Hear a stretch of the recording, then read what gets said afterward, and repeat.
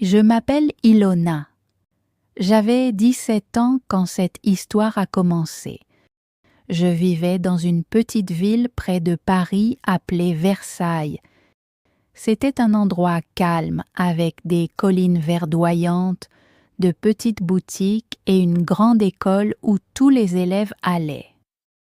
Cette année-là, j'ai commencé la classe de seconde. Nous avions un nouveau professeur de littérature. Il s'appelait Monsieur Liam. Il n'avait que 24 ans, mais il paraissait très mûr. Il avait les cheveux blonds foncés, portait des lunettes et avait toujours un sac en cuir marron avec lui. Il portait des vêtements simples, une chemise blanche propre et parfois un pull bleu foncé. Il avait l'air calme et gentil. Ses yeux étaient verts et, quand il souriait, il semblait chaleureux comme la lumière du soleil. Toutes les filles de ma classe l'ont remarqué dès le premier jour. Certaines chuchotaient et riaient pendant le cours. Elles essayaient de poser des questions stupides pour lui parler. Une fille a fait tomber son stylo 3 fois exprès juste pour qu'il la regarde. Mais Monsieur Liam était toujours poli. Il ne se mettait pas en colère, mais il ne changeait pas non plus de comportement. Il parlait seulement de la leçon et se concentrait sur l'enseignement. Moi aussi j'aimais Monsieur Liam. Je l'aimais beaucoup. Mais je ne plaisantais jamais avec lui et je ne posais pas de questions étranges. Je n'étais pas courageuse comme les autres filles. J'étais calme et je m'asseyais toujours au 2e rang près de la fenêtre. Je l'écoutais attentivement. Chaque fois qu'il lisait quelque chose dans un livre, sa voix me faisait me sentir apaisée. J'aimais lire et Monsieur Liam rendait chaque histoire spéciale. C'était un excellent professeur. Il ne se contentait pas de nous faire lire. Il expliquait le sens des mots. Il nous expliquait pourquoi l'écrivain utilisait certaines phrases et pourquoi un poème paraissait joyeux ou triste. Il nous demandait d'écrire ce que nous ressentions après avoir lu une histoire. J'aimais ça. J'écrivais toujours de mon mieux en espérant qu'il le remarque. Et il l'a fait. Après le cours, il me rendait parfois ma feuille et disait « Bon travail, Ilona ». Rien que ces mots rendaient mon cœur léger. Parfois, il me souriait dans le couloir. Je sentais mes joues devenir chaudes. Je ne manquais jamais son cours. Même quand j'étais malade, je venais à l'école. Je voulais qu'il me voie comme une bonne élève. Je portais mes plus beaux vêtements les jours où nous avions son cours. Je me coiffais soigneusement et je mettais une petite bague en argent que ma grand-mère m'avait donnée. Je n'essayais pas d'être jolie comme les autres filles. Je voulais simplement me sentir bien dans ma peau. J'espérais qu'il remarquerait que j'étais différente. Mais Monsieur Liam restait toujours le même. Il était aimable, mais sans être trop proche. Il aidait tout le monde de la même manière. Pourtant, quand il me posait des questions en classe, je sentais mes mains trembler. Mon cœur battait très vite, mais je répondais même si j'avais peur.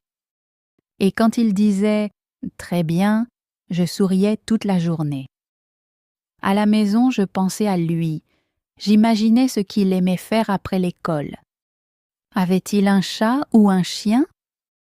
Écoutait-il de la musique ou lisait-il le soir comme moi? Je ne le savais pas, mais je voulais le découvrir. Un jour, par hasard, je l'ai vu à l'épicerie avec un panier rempli de fruits et de pain. Il m'a souri et a dit « Bonjour Ilona, tu fais des courses ?» J'ai répondu « oui » et je lui ai souri en retour. Mes mains étaient froides, mais j'étais heureuse toute la journée après ça. Une semaine plus tard, je l'ai revu en ville. Il sortait d'une petite librairie. Il était avec un homme à peu près du même âge. J'ai deviné que c'était son ami. Il riait. Quand M. Liam m'a vu, il m'a fait signe et m'a dit bonjour. Je lui ai fait signe en retour. Je l'ai regardé s'éloigner. J'ai ressenti une sensation étrange dans ma poitrine. Je ne voulais pas le voir avec quelqu'un d'autre. Peu à peu, l'année scolaire avançait. Les feuilles devenaient brunes et le vent devenait froid. Nous avons eu une fête de l'école et M. Liam était là aussi. Il aidait au stand de la librairie. J'y suis allée et j'ai acheté un petit livre d'histoire. Il a regardé la couverture et a dit « Bon choix ». J'ai souri et je me suis sentie comme si je flottais, mais je n'arrivais toujours pas à lui parler comme les autres filles. Je ne savais pas quoi dire. J'ai seulement dit merci et je suis partie. Plus tard, j'ai pensé à beaucoup de choses que j'aurais pu dire, mais c'était trop tard. Je me suis contentée de continuer à écrire de bonnes rédactions et de terminer mes devoirs à temps. Monsieur Liam me donnait de très bonnes notes en littérature. Il écrivait souvent très réfléchi ou très bien sur mes copies. Je les gardais dans une boîte sous mon lit. Je les relisais encore et encore. L'hiver est arrivé. Il a neigé à Versailles et l'école a été fermée pendant quelques jours. Je suis restée à l'intérieur à lire des livres et à penser à M. Liam. Je rêvais même de lui parfois. Dans mon rêve, nous marchions dans la neige en parlant d'histoire et de poèmes. Quand l'école a rouvert, il était toujours le même. Calme, concentré et gentil. Et moi, j'étais la même. Silencieuse, timide et pleine de sentiments secrets. Je n'en ai parlé à personne, même pas à ma meilleure amie. Je savais que les gens riraient ou diraient que c'était stupide, mais pour moi, ça ne l'était pas. Puis un jour, quelque chose a changé. C'était le dernier jour avant les vacances de printemps. Après le cours, M. Liam nous a dit qu'il avait une nouvelle à nous annoncer. Il quittait notre école. Il avait obtenu un poste d'enseignant dans une université dans une autre ville. La classe est devenue silencieuse. Certaines filles avaient l'air très tristes. L'une d'elles a même pleuré. Moi, je me sentais figée. Je ne pouvais pas bouger. Je restais assise à le regarder. Il a souri et a dit qu'il avait aimé nous enseigner et qu'il nous souhaitait à tous le meilleur. Quand le cours s'est terminé, je suis sortie lentement. Je ne voulais pas partir. Je suis allée au jardin derrière l'école et je me suis assise sur un banc. Les arbres étaient encore nus et le sol était humide. J'ai levé les yeux vers le ciel et j'ai eu l'impression d'avoir perdu quelque chose d'important. Ce soir-là, je me suis promenée dans mon quartier. Je ne savais pas pourquoi, mais j'ai continué à marcher jusqu'à atteindre une rue calme. J'ai regardé autour de moi et j'ai vu une petite maison blanche avec un jardin. J'étais déjà passée devant, mais maintenant, je savais que c'était sa maison. Je suis restée de l'autre côté de la rue à regarder la fenêtre. La lumière était allumée. J'ai vu une ombre bouger à l'intérieur. C'était peut-être lui. Je n'ai pas attendu longtemps. Je me suis retournée et je suis rentrée chez moi. Cette nuit-là, je n'ai pas pu dormir. Je pensais à tous les cours, aux histoires que nous avions lues, au moment où il m'avait souri et au fait qu'il partait. J'avais mal à la poitrine. Je ne savais pas si je le reverrais un jour. Je ne lui ai pas dit au revoir. Je n'ai pas pu. C'était trop difficile. Après le départ de M. Liam du lycée de Versailles, tout semblait différent. J'allais toujours à l'école chaque jour, mais j'étais moins enthousiaste. Le cours de littérature n'était plus le même. Le nouveau professeur était correct, mais je ne ressentais rien de spécial. La voix de M. Liam, son sourire et sa manière d'expliquer les histoires me manquaient. Pendant de nombreuses semaines, j'ai continué à penser à lui. Parfois, je passais devant son ancienne maison en rentrant chez moi, mais les lumières étaient éteintes. Une nouvelle famille avait emménagé et cela me faisait étrange de voir d'autres personnes là. C'était comme si les anciens souvenirs disparaissaient peu à peu. Le temps avançait. L'été est arrivé et l'école s'est terminée. J'ai commencé à me préparer pour les examens d'entrée à l'université. Je voulais étudier la littérature française. Je passais la plupart de mon temps à lire des livres, écrire des dissertations et m'exercer à la grammaire. Mes parents me soutenaient beaucoup. Ils disaient que j'avais de bonnes chances d'entrer dans une université en ville. J'ai aussi rejoint un cours privé de français en ville. C'était pour les élèves qui voulaient une aide supplémentaire pour l'examen d'entrée. La classe était petite, seulement 8 élèves. Nous nous retrouvions 2 fois par semaine le soir. Les cours avaient lieu dans un bâtiment calme, pas loin de la gare. Le premier jour, je suis entrée dans la salle et je me suis assise tranquillement. J'ai ouvert mon cahier et j'ai regardé autour de moi. Quelques autres élèves étaient déjà là. Puis la porte s'est ouverte et le professeur est entré. Mon cœur s'est presque arrêté. C'était M. Liam. Il avait l'air surpris aussi quand il m'a vu. Puis il a souri et a dit « Bienvenue à tous. Je suis M. Liam et je serai votre professeur pendant les 6 prochains mois. » Je n'arrivais pas à y croire. Il était vraiment là, à quelques pas de moi. Il avait l'air un peu différent. Ses cheveux étaient plus courts maintenant et il portait une veste sombre, mais ses yeux verts pleins de douceur étaient les mêmes. Mes mains sont redevenues froides, comme avant. Après le cours, il est venu vers moi. « Ilona, c'est bien de te revoir. Tu as grandi. » J'ai souri. « Je ne m'attendais pas à vous voir ici. Je suis revenu le mois dernier, » a-t-il dit. L'enseignement au lycée me manquait, alors j'ai décidé de revenir. Nous n'avons pas dit grand-chose de plus, mais cette courte conversation m'a réchauffé le cœur. Les semaines suivantes sont passées rapidement. J'ai travaillé très dur dans son cours. Je répondais aux questions, je faisais tous les devoirs et je restais après le cours pour poser des questions sur les sujets difficiles. Parfois, nous parlions quelques minutes après la leçon. Il m'a demandé quels étaient mes projets.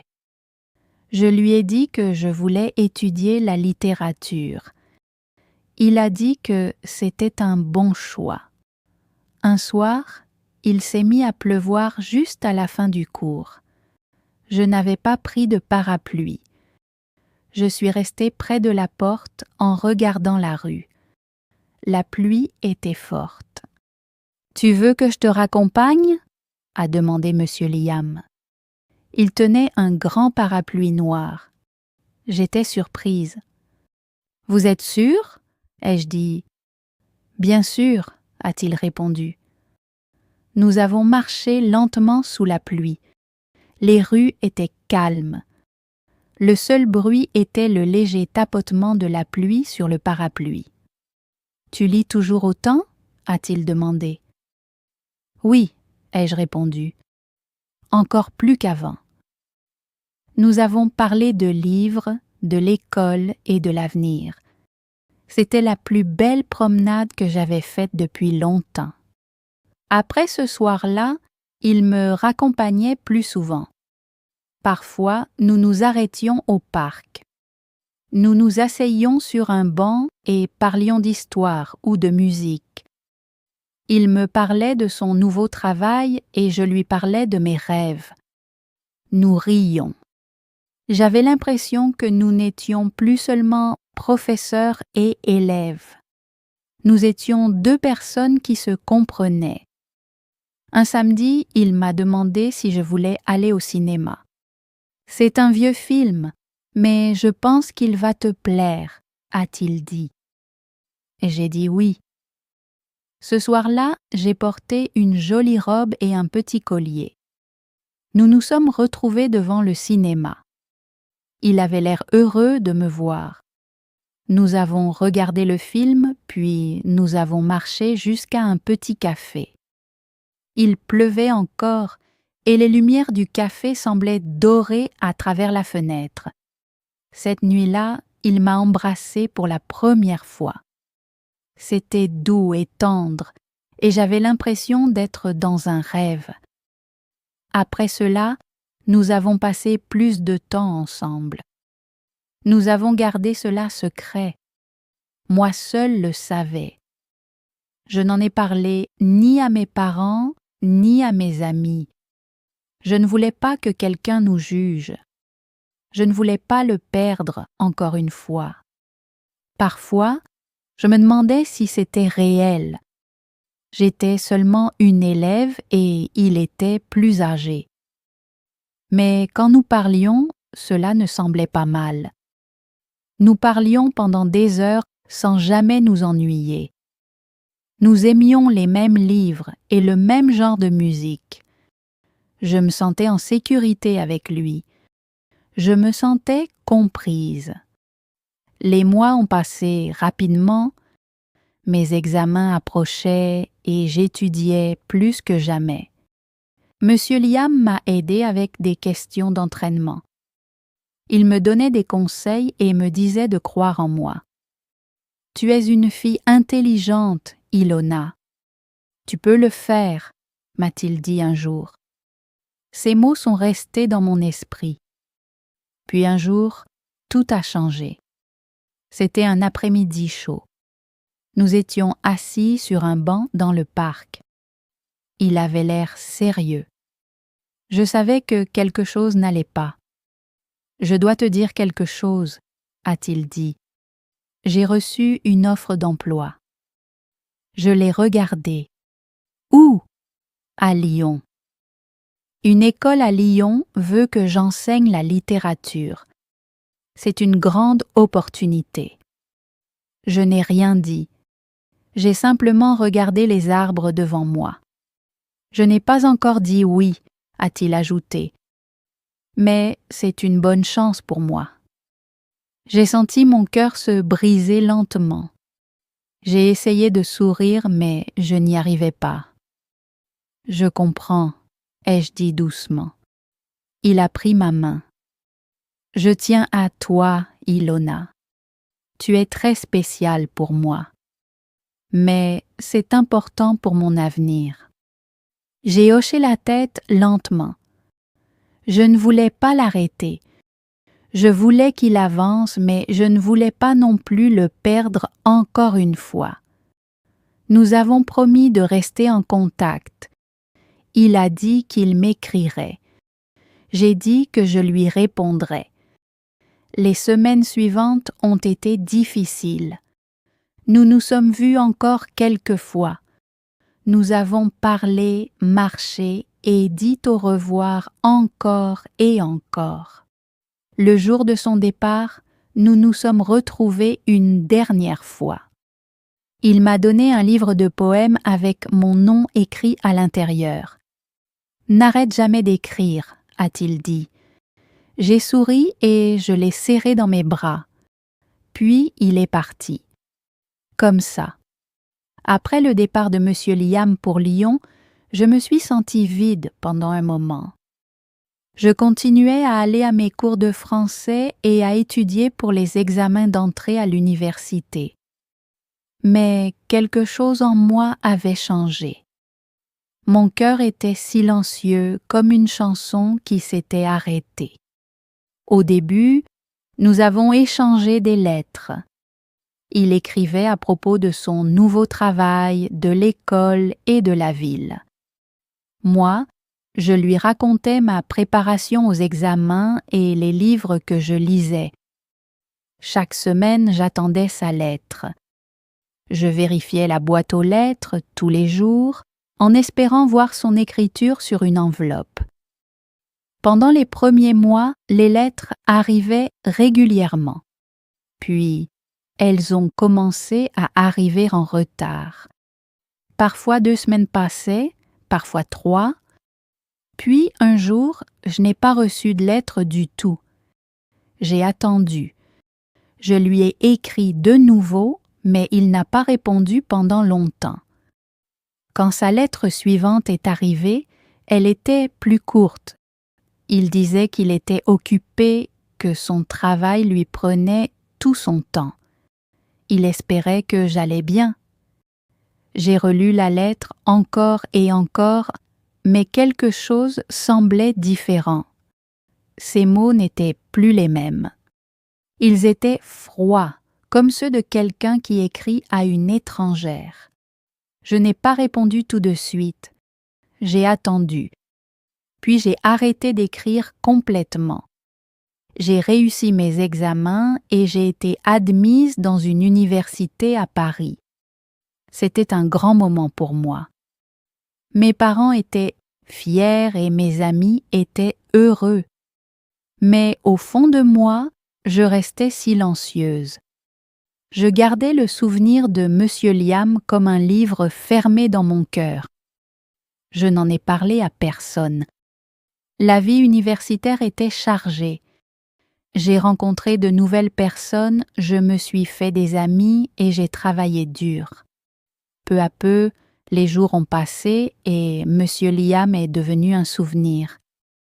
Je gardais toujours le livre de poèmes qu'il m'avait donné.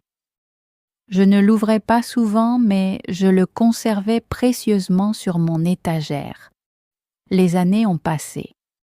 Un soir, pendant ma dernière année d'université, j'étais assise à la bibliothèque. J'étais fatiguée d'étudier, alors j'ai ouvert mon ordinateur portable et je suis allée sur un réseau social. J'ai tapé son nom, Liam, dans la barre de recherche, et il était là. Sa photo de profil le montrait devant un bâtiment scolaire. Ses cheveux étaient plus courts maintenant et il avait une barbe. Il avait l'air plus âgé, peut-être même fatigué, mais c'était bien lui. Je ne savais pas quoi faire. Je suis restée là quelques minutes à regarder l'écran, puis j'ai écrit un court message. « Bonjour, Monsieur Liam. C'est Ilona de Versailles. J'espère que vous vous souvenez de moi. » Je l'ai envoyé. Le lendemain, j'ai reçu une réponse. « Bien sûr que je me souviens de toi, Ilona. Ça me fait plaisir d'avoir de tes nouvelles. Comment vas-tu? Nous avons un peu discuté en ligne. Nous avons partagé ce que nous faisions, où nous vivions et comment la vie avait changé. Après quelques jours, il m'a demandé si je voulais le rencontrer. Il venait à Paris pour une conférence. J'ai dit oui. Nous avons prévu de nous retrouver dans un petit café près du parc. Je suis arrivée en avance. Je portais une robe simple et j'avais attaché mes cheveux. Je ne savais pas à quoi m'attendre. Je regardais par la fenêtre en attendant. Puis je l'ai vu. Il est entré lentement, portant un manteau sombre. Son visage avait vieilli. Il avait de petites rides près des yeux et avait pris un peu de poids. Ses yeux verts n'étaient plus aussi brillants que dans mon souvenir. « Bonjour, Ilona » a-t-il dit avec un sourire. « Bonjour » ai-je répondu.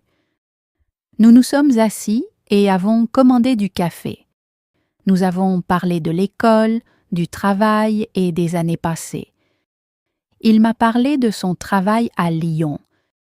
Je lui ai parlé de l'université et de mon projet de devenir écrivaine. Mais quelque chose manquait. Je ne ressentais plus la même chose. Il était gentil, toujours calme et poli, mais le sentiment que j'avais autrefois avait disparu. La personne que j'avais aimée à 17 ans n'existait plus dans cet homme, ou peut-être que je n'étais plus la même fille. Après 2 heures, nous nous sommes dit au revoir. « C'était vraiment agréable de te revoir », a-t-il dit. J'ai souri. C'était agréable de vous revoir aussi. Ce soir-là, je suis rentrée à mon appartement à pied. Je ressentais un mélange d'émotions, de la paix, de la tristesse et un peu de joie. J'ai pensé à tout ce que nous avions partagé. C'était réel, mais c'était terminé. Quelques jours plus tard, il m'a envoyé un message. « C'était agréable de te voir. J'espère que nous pourrons rester amis. » J'ai répondu « Merci, Monsieur Liam. Je vous souhaite le meilleur. » Nous avons encore un peu parlé après cela, mais au fond de moi, je savais qu'il était temps d'avancer. Une semaine plus tard, je marchais dans le parc près de mon appartement. Il s'est mis à pleuvoir. Je me suis arrêtée sous un arbre et j'ai regardé les gouttes tomber. Le monde semblait doux et silencieux. Je me suis souvenue du moment où il m'avait raccompagnée sous la pluie. Je me suis souvenue du son de sa voix, de son sourire doux et de la façon dont je me sentais autrefois. Et j'ai souri. Je me suis dit, la vie est comme la pluie. Parfois, elle semble froide et triste, mais elle aide aussi les fleurs à pousser. Elle rend la terre nouvelle à nouveau. Elle emporte ce qui est ancien et apporte quelque chose de nouveau. Je me souviens encore parfois de Monsieur Liam, mais maintenant, quand je pense à lui, je ne ressens plus de douleur. Je me sens apaisée. Il a fait partie de mon histoire, mais il n'en était pas la fin. Aujourd'hui, j'écris de nouvelles pages. J'ai un travail que j'aime. J'enseigne aux enfants à lire et à écrire. Je les aide à voir la beauté des mots, tout comme il m'a aidé autrefois. Et peut-être qu'un jour, quelqu'un se sentira inspiré dans ma classe, lui aussi. Peut-être que je serai la professeure préférée de quelqu'un, comme il a été la mienne. Parce que la vie avance, les gens changent, les sentiments changent, mais les souvenirs restent avec nous. Ils nous apprennent, ils nous façonnent. Et parfois, les plus belles histoires sont celles qui restent dans le cœur, même si elles ne durent pas pour toujours.